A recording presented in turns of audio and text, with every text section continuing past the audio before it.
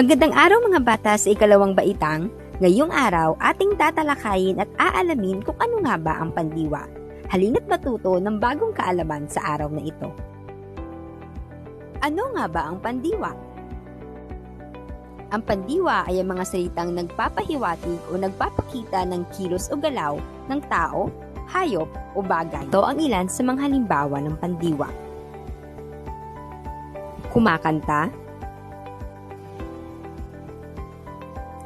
kumakain,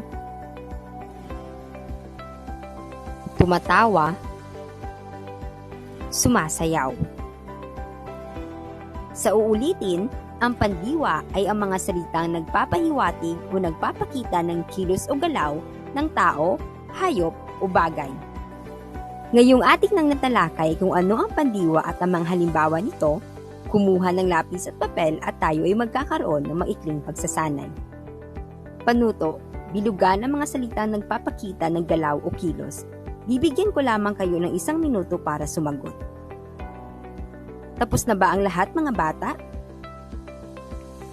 Kung ang iyong sagot ay ang mga sumusunod, napakahusay mo at iyong naintindihan ng ating leksyon sa araw na ito.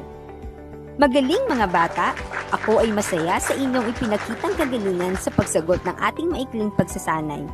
At dito na nagtatapos ang ating talakayan sa araw na ito. Maraming salamat mga bata!